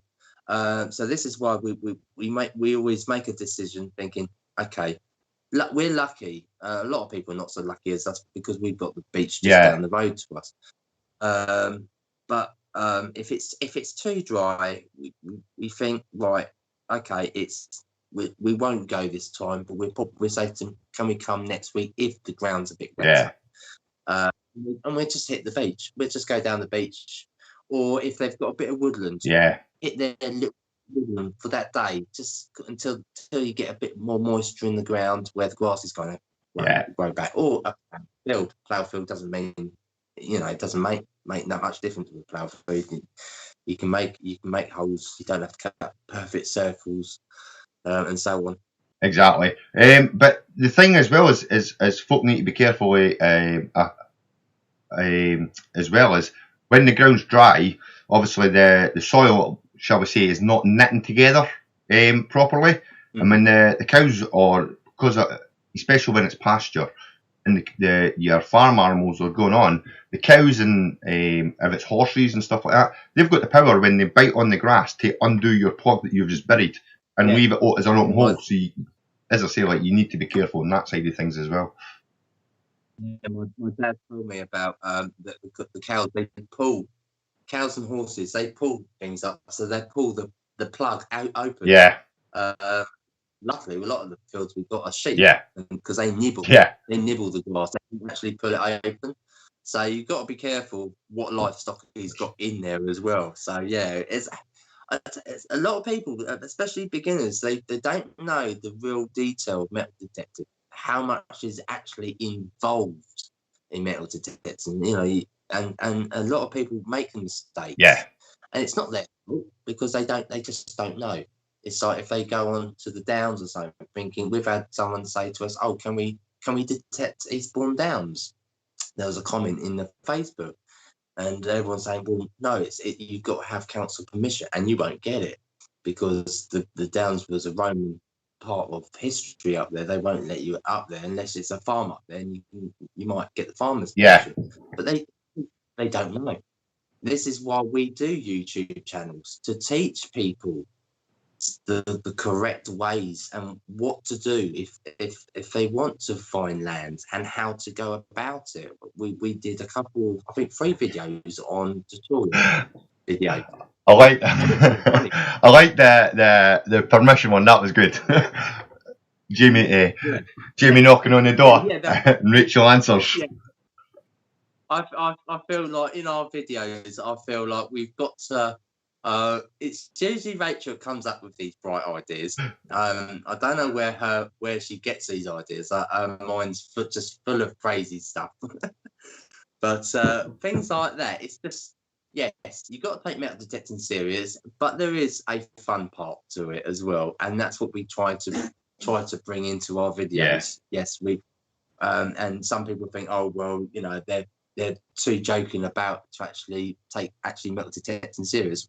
We're not. That's why we've got tutorial videos in there to actually teach you. And if people like to ask us questions, we're here. We're here to help you. You know, I've done metal detecting long enough to know any answers to get any question to give them the right answer to what they want to do. From digging, getting permissions to getting the right equipment. Yeah, definitely. She makes a great part. I actually thought she was actually. My dad didn't recognise me. Yeah, my dad watched the video and he didn't even recognise her. Well, on saying that though, your permission. Like that, she did freak me out a bit. Yeah, on your permission video when she came out as the bearded farmer, at first I had to look twice and go, "Oh, it is Rachel," you know, because she I couldn't believe yeah. it. Did a really good job there. I'll tell you. Oh, aye. Yeah. I know it was. They are good, but as much as they are the funny side, they've got a serious, shall we say, lesson to them or note to take from it, if you know what I mean. So no, definitely, and it's a way to do it. What I'm going to do is we're streaming for an hour, 44. So I'll ask you a couple more questions, Jimmy, or a question, and then I'll flip between the giveaway screen. If that's working, hold on, I'll just check that before I actually do that. Enter the getaway. I'm telling Rachel because I can't enter it. Enter the getaway. Yeah, I'm just seeing how many are in there. Right, so I'll leave that chatting for now. See if it works. Oh, he knows. No. Right, it's just told me a little secret, but you know about it. Oh, right. I might do, yeah. Hold on, mods. Right, here we go. Oh, yeah, that's why. So how many have we got in there? We've got 13 eligible. So what I'm going to do at the moment is, as I said earlier, I've actually still got 3 prizes for the 500 sub giveaway that weren't claimed, or I've already spoke to the winners and organised something. And thanks to Big Dove's in the chat as well. Thank you very much, Big Dove, for giving the goodie bag, the 4th prize, as to be redrawn or given in another giveaway. So thank you very much. And as I say, if you haven't checked Big Dove out, go and check him out and show him the love. But what I'll do is I'm going to just change screens, Jamie, and I'm going to bring on the Nightbot, so you'll be able to see it on the laptop while this is on, and then I'll bring you back in a minute if I can find where it is on my. There we go. Window capture. There we go. Right, so we have 15 eligible users and eligible for it, and all I've got to do is roll it. So just do it, and what we'll do is, I think for this one, everybody in the chat, all you've got to do, how many have we actually got watching at the moment? 21. So all you have to do is comment in the chat, and that will make you eligible for the giveaway. And what we'll do is we'll give away a Doodles Gone Diggin hoodie, extra large. And all you have to do is email me below and post me your basically your address, and I'll get that shipped out to you. So we've got 17 eligible users, so everybody, good luck. And that'll be in 3, 2, 1. The Dark Knight Jason, congratulations, buddy. You have won the Doodles Gone Diggin hoodie. So if you just email me your address, I'll get that posted out to you. And I'll just get Jamie back on the now, and I've got 2 more. Well, I'll do 3 more giveaways, but we'll do them in a minute. There you go. I can't put that one in. Jamie, that's Jason just won the hoodie. So well done, Jason. I think that was for his birthday message. Don't forget to put your trousers on. Oh, I had to laugh at that. That was brilliant. Honestly, see it. I really walked away. You said he forgot on time. I thought, yeah. It's not a hoodie he wants, it's trousers. Yeah, when he sent me it, honestly, I couldn't stop laughing. I was in stitches. Because you see him, obviously, if you watch it, you see him, he sort of looks down, and then I don't know what it is I forgot, but anyway, and away he goes. I was just like, brilliant. Abs. That's, shall we say, ballsy steel. That's it for me. You need to tan your bum. I just. I knew he was a bit kinky when he sent me the handcuffs. Nice. You just said sweet. So, yeah. What's that? Hi. Hoodie, not your mum. Brilliant. I'm throwing away your questions there, Jamie, as well. So, detecting-wise, where would you like to detect most? Somewhere you've not detected, where would you like to detect most, and why? Wales. Okay. So, I mean, anywhere, and you went Wales. Yeah, no, Wales does look like a lot of undiscovered, I would say. Yeah, and because of Fantastic Day, he's told us there's so much history there as well. As we get some Roman here, but we don't get a majority of what you go to somewhere like that where they can get Roman all the time. Who was it? I detect. What's his name? I can't remember his name now. Harry. Where he was throwing YouTube videos left, right, and centre as Roman all the time, and that was like, wow, that is some area, I tell you. And to do that, it could take me. I can't remember when the last time I found my last Roman. It was some time ago. No, I found one before then. But yeah, it could be months. It could be months before I find another Roman. So they are very fair and few. Yeah. I think it's a good thing not finding them constantly. It's been a few years since it's been a few years since I last found my Roman coin, if you know what I mean. I think it just makes it that more enjoyable and exciting when you find it. You're like, rather than, it's just another hammered or another Roman.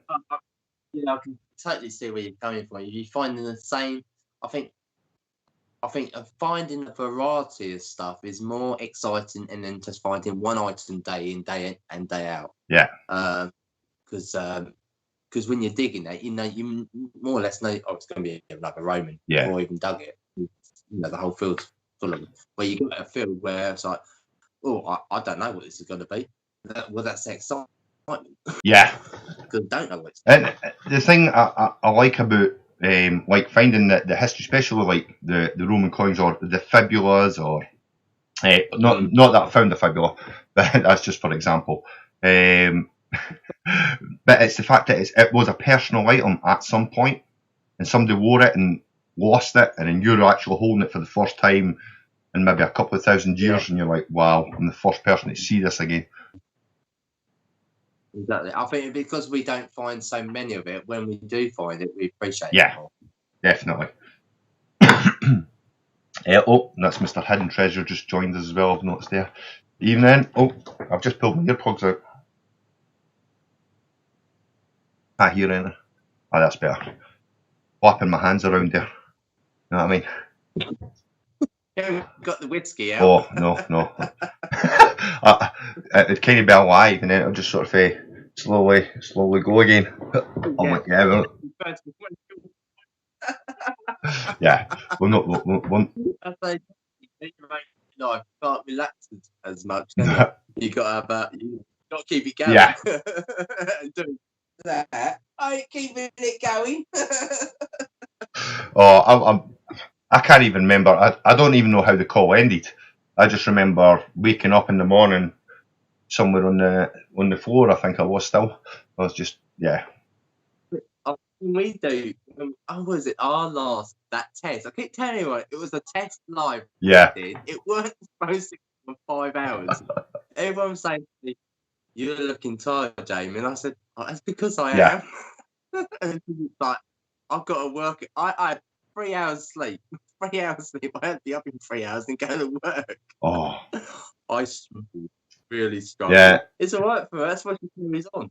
I think Day was quite tired as well, to be fair. Like, she was like, yeah, I finished at that time. And I was just like, yeah. I said, how was work? He's like, yeah, yeah.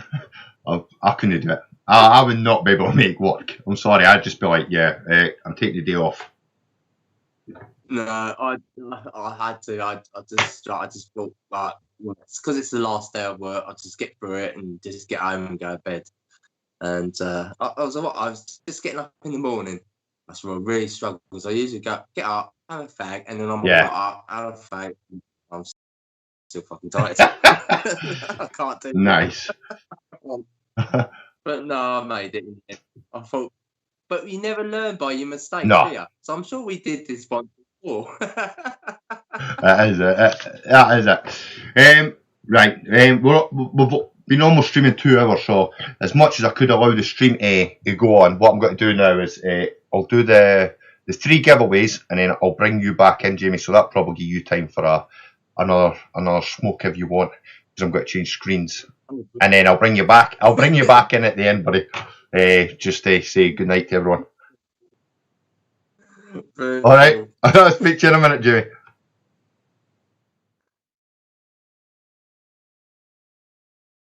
Right. Hello everyone. What we're going to do is I'm going to do the other giveaways, and all you've got to do is comment in the chat, and then you'll be eligible for the giveaways. So if you hold on one second, I'll show you what and the giveaways are. So for this one, for the first row, will be a Doodles Gone Diggin t-shirt, and it comes in extra large size. And all you have to do is once you've been picked as the winner, just email me. Email's just along here. It's all lowercase, and just give me your address, and I'll post it out to you as soon as possible. So we'll do the t-shirt draw, and in the chat we've got 18 and 18 eligible. So good luck, everyone, and I'll draw it in 3. Oh, hold on. That night eligible again. Right, in 3, 2, 1. Good luck. Dirt Diggers UK. Well done, Scott. If you just well, you've got me in Messenger, so if you message me your address, buddy, I will get that t-shirt sent out to you. Hold on, I'll just note you down.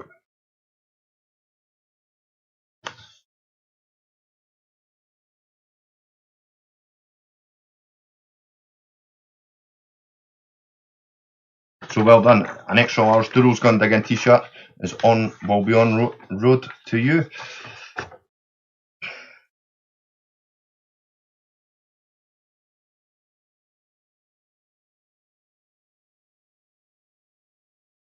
Right. So the next prize will be for a little goodie bag. And inside the goodie bag, and this is all thanks to Big Dove, a Doodles Gone Diggin hat, like the one I'm wearing. A nice little, oh, there you go.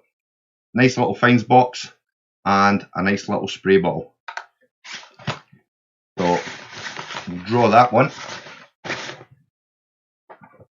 for these. So good luck to everybody. 18 still eligible, and I'll roll that in 3, 2, 1. Good luck, everyone. Philip Willis. Oh, Philip Wills. Well done. So you've just won yourself the little goodie bag. I'll just write that down.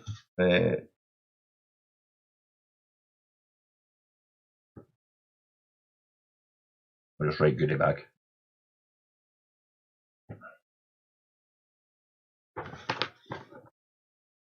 So congratulations on that. As I say, just email me your address and I will get that sent out to you.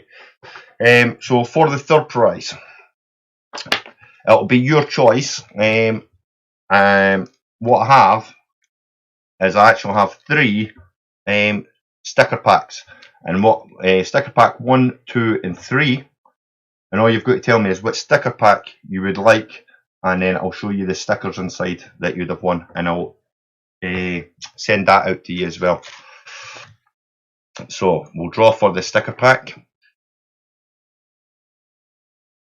So good luck to everyone, and I'll draw that in 3, 2, 1. Well done, Phil, Woody. Southeast Detecting, you've just won yourself a sticker pack. Now, the choice is, now, you want sticker pack number 1, 2, or 3, buddy, and then I'll show you what's inside. So just tell me which, just tell me which one that you would like.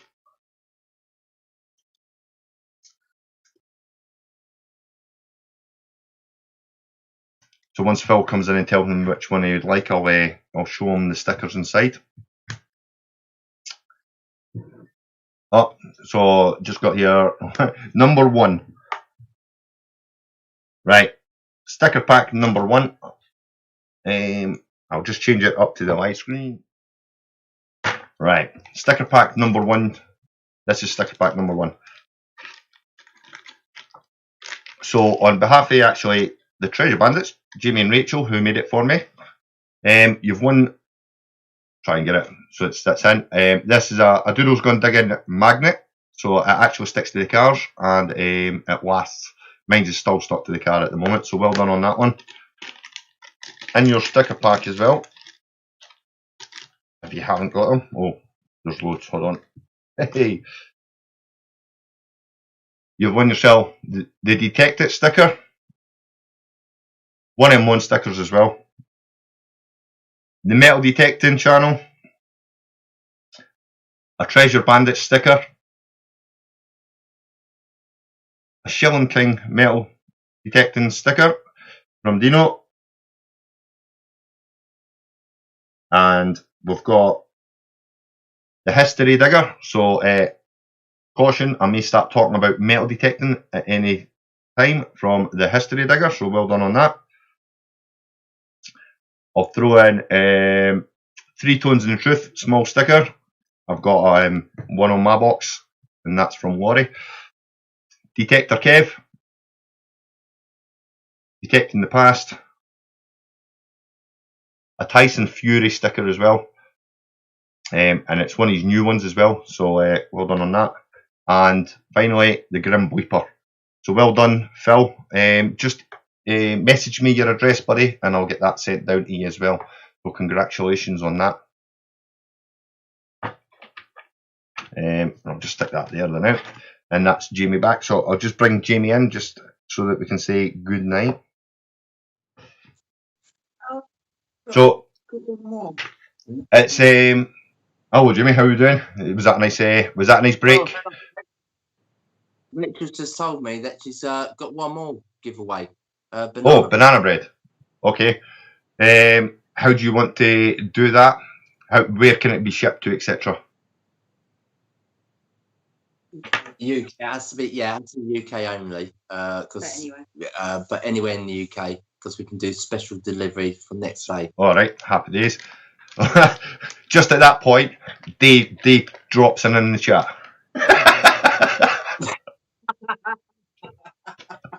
Yeah, he does. Good time, you know. Dave's dropped in. Yeah, he's just popped in with a comment now. More banana bread. He's already finished the last load.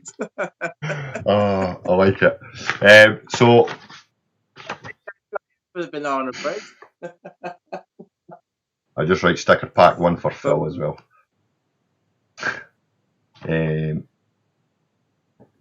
That's East. Right. So how do you want to pick the winner for this one then, Jamie and Rachel? Okay. One Tammy's in there. 1 to 20. Yeah, do a number game. Do a number game. 1 to 20. Okay. Yeah. Okay. Is Rachel on the keypad? She's on the keypad. Yeah. So for this giveaway, folks, it's only for the UK only due to what will be actually posted, but you'll have the chance of winning one of Rachel's legendary banana bread. Yep, and they and Phil from Southeast Detecting will vouch for how good the banana bread is as well, because they've both had it. So, if you want to win the banana bread, all you've got to do is guess a number between 1, or there's 22 in the chat I've got, so between 1 and, what number do you want to go for? Oh, we got 21 now. 1 to 21. Do you want us to write it down? Yeah. Do you want us to write the number? Yeah, that'd be great. And then when Rachel types go, if everybody enters your number between 1 and 21, you'll have your chance of winning next day delivery banana bread. So once Rachel types go, numbers between 1 and 21. Do that. Good luck, everyone. Yeah, we apologise to anyone overseas. It's only because we're only. Do you know what's good? I can enter it as well, can't I? You can. Oh, yeah. Oh. And trust me, folks, I haven't told Paul the number. That's okay. My numbers don't count. that would have been funny though. Oh, stop. Stop. Yeah. Someone got it. Yeah. Someone's got Wow. it. Really? Stop. Who got it? I don't know. Going to spill for a bit. Still. Alright. Paul, if you want to double check with me, but on my go.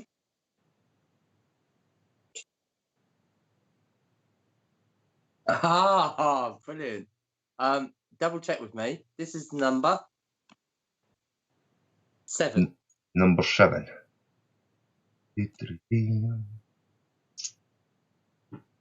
Oh, I would love to check with you, unfortunately, but I'm in top chat, so it's not going to work for me. Well, we've got a Blackpool lad. Yeah. Luke Boy has won it. Oh, well done, Luke. Anglo Detecting, unearthing, or past number 7. Well done, buddy. So you're the third tester on the banana bread. Yeah, you'll be loving that. I would have. It was just when I went to go and check there, I was like, oh, since I popped the chat out, it changed to top chat, and I've no noticed. So look, Bill wins it again. He probably doesn't actually eat it. It's his wife that gobbles it all before he even gets a slice of it. Nice. Well done on all the prize winners. For the 4 prizes that I gave away, don't forget to email me your addresses or message me your address, and I'll get the prizes sent out to you. Also mention what you've won. For the banana bread, Luke, if you get in touch with Rachel or Jamie, they'll be able to get that posted out for you. But as I say, Jamie, thank you very much for coming on the live stream. It's been an absolute pleasure to have you on and give you a nice surprise. I just want to say thank you very much for the shock. Yeah. But as I say, everybody, thank you very much for coming in. If you would like your channel promotion clip in the interval break, please just email me and let me know that you're interested, and we'll get that your video clip put into the interval break as well. So thank you very much for coming and joining me. And just as a nice little treat for leaving, Jamie, we'll play your birthday message for the ones that never been able to see it at the start, just for the end. So happy birthday, Jamie. Have a good night.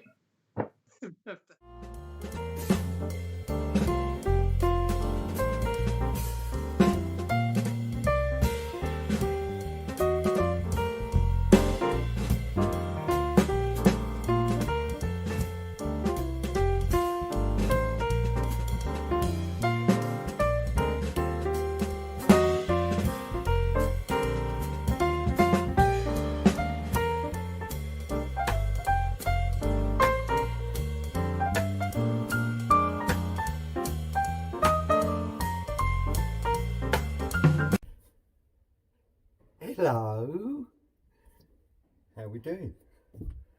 Just a little video here. Just say I wish Jamie a very happy birthday for today. So have a great one, mate. Have a few beers.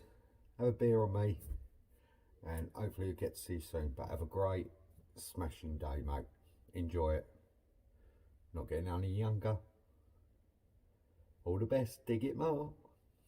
Happy birthday, mate. Jimmy, happy birthday to you. Happy birthday to you. Happy birthday, love Scottish relics. Happy birthday to you. Hello, Mr. Jamie. A little bird told me you might be having a very special day today, and I wanted to wish you an amazing happy birthday. I hope you get out today, and I hope you find fantastic and fabulous things, including at least 2 crotal bells. One for me and one for Doodles. You make sure that Rachel treats you right. Happy birthday! Hi Jamie, hope you're well mate. Just a quick message from me and Tom to you. We hope you have the most amazing birthday and you're spoiled well and truly rotten by Rachel. We'll see you soon mate. Cheers. Sir Jamie! Hello! Happy birthday, mate! Have a cracking day, pal. Hi Jamie, happy birthday mate. Hope you managed to get it this weekend. If you do, happy hunting. And you know, when you're out swinging, you're having fun. When you're having fun, you can forget about all your worries, forget about all your woes. And there's something else you can forget about as well, but I can't for the life of me put my finger on it. Anyway, hope you have a good day. I hope you have a good weekend. I'll see you at some point. Ta-ra, mate.